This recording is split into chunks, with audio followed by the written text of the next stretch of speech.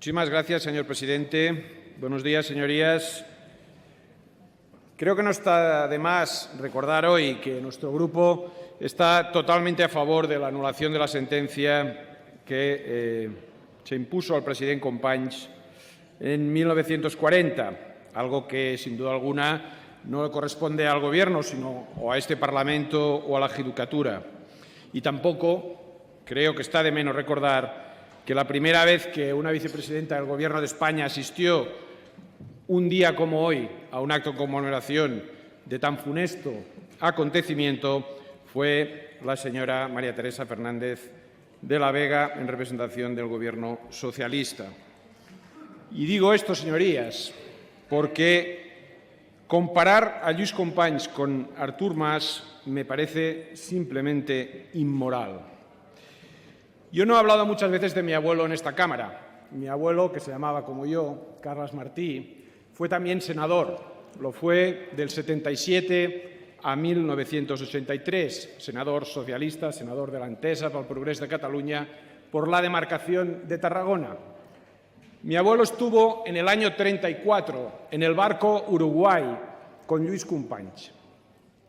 Conocía personalmente a Lluís Companys y me había explicado muchas veces cuál era el pensamiento político, el tamaño y el talante de Lluís Companys y cuáles eran las circunstancias de 1940 que llevaron al fusilamiento indigno del presidente de Cataluña y, evidentemente, cuáles eran las circunstancias mientras él vivió hasta el año 92 y, obviamente, hoy, en este año 2015.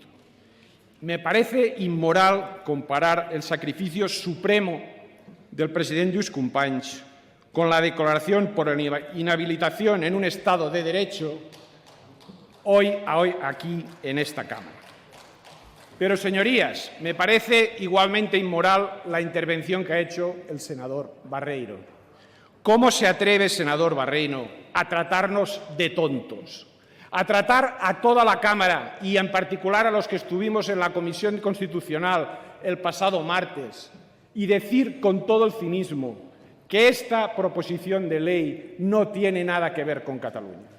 Senador Barreiro, ¿o es que tampoco tenían nada que ver con Cataluña las campañas que su compañero, el senador Arenas Bocanegra, lanzó desde el Partido Popular de Andalucía cuando el Estatuto de Cataluña? Por favor, senador Barreiro, ¿qué se cree con estas argumentaciones? La propia senadora Vindel lo dijo con todas las palabras en la comisión. Esta proposición de ley tiene que ver con Cataluña y con los desafíos soberanistas del presidente Mas y el Gobierno de la Generalitat de Cataluña. El diputado Hernando lo dijo en el Congreso en su intervención largamente. De verdad, creo sinceramente que este Senado no se merece este tipo de intervenciones, ni una ni la otra. Y son un ejemplo del argumento que yo quería utilizar en mi intervención. Existe, desgraciadamente, una interrelación frentista entre el nacionalismo catalán y el nacionalismo español. Esta es, señorías, esta proposición de ley, una iniciativa equivocada al servicio de una estrategia también equivocada y, además, inútil.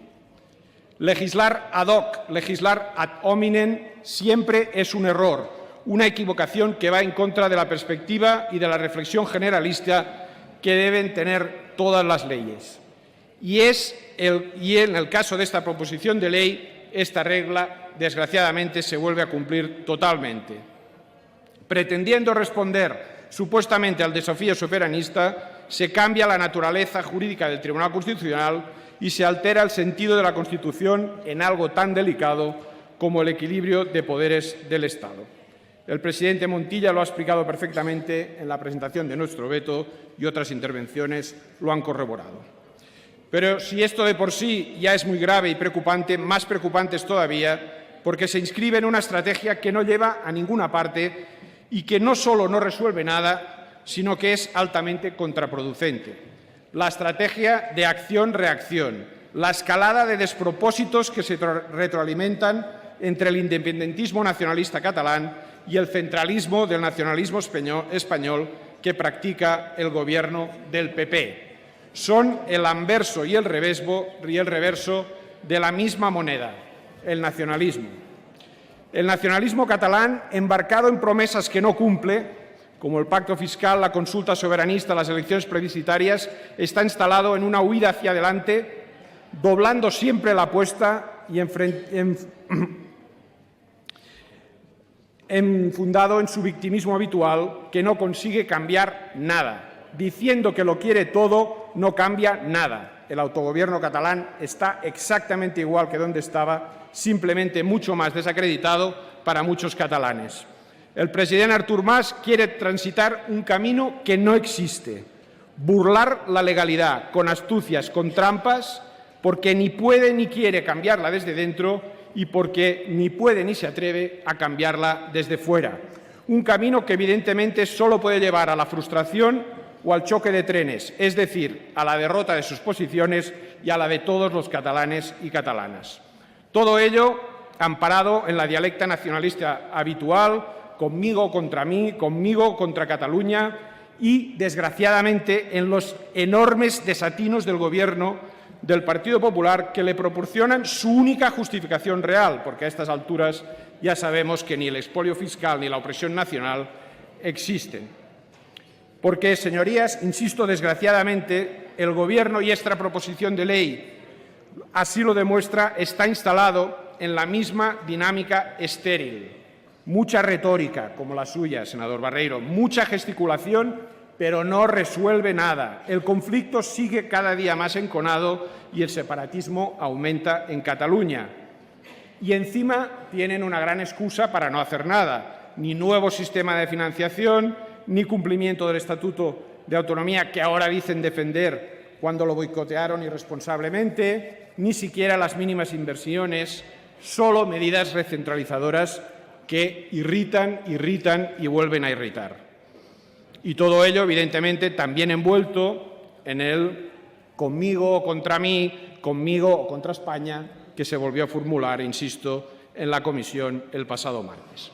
Por ello, señorías, para que finalice esta escalada de retroalimentación, de acción-reacción, nuestro voto va a ser, evidentemente, para oponernos a esta proposición de ley. Para ello hemos presentado y defendido este veto. Nos parece una proposición de ley vergonzosa y aún más, vergonzante, que solo hace que tirar la piedra y esconder la mano. Y por todo ello, señorías, frente a este enfrentamiento entre nacionalismos que no lleva a ninguna parte, solo a la parálisis y a la desazón, a la desunión y a los rencores, los socialistas, todos los socialistas de España, los socialistas catalanes, en primera línea proponemos otra vía, la vía del diálogo y el acuerdo, que, como se ha visto también en esta Cámara, es compartida por otros grupos y tiene futuro. La vía federal, que quiere decir pacto justo entre iguales, quiere decir reconocer la diferencia para convivir juntos, no para expulsar a nadie. Profundizar y actualizar, en definitiva, el Pacto de Convivencia de 1978 para volver a confiar en nosotros, entre todos, para volver a pensar que hay proyectos y propuestas de futuro compartidos que nos pueden permitir vivir mejor sin renunciar a ser nosotros mismos, sin pensar que podemos volver atrás. Sentarnos todos, en definitiva, y buscar el consenso, sin levantarse hasta encontrarlo. Esta es la clave del consenso. La voluntad de ponerse de acuerdo, aun sin estar de acuerdo, y, por tanto, no levantarse nunca de la mesa hasta encontrar este acuerdo. Esta es nuestra propuesta, señorías, y vamos a llevarla a cabo. Vaya si vamos a llevarla a cabo, como ya hemos hecho muchas veces en estos 35 años de democracia. Volveremos a hacerlo después del 20 de diciembre y, para ello, antes votaremos, en señal de esta predisposición, en contra de esta proposición de ley. Muchas gracias, señorías.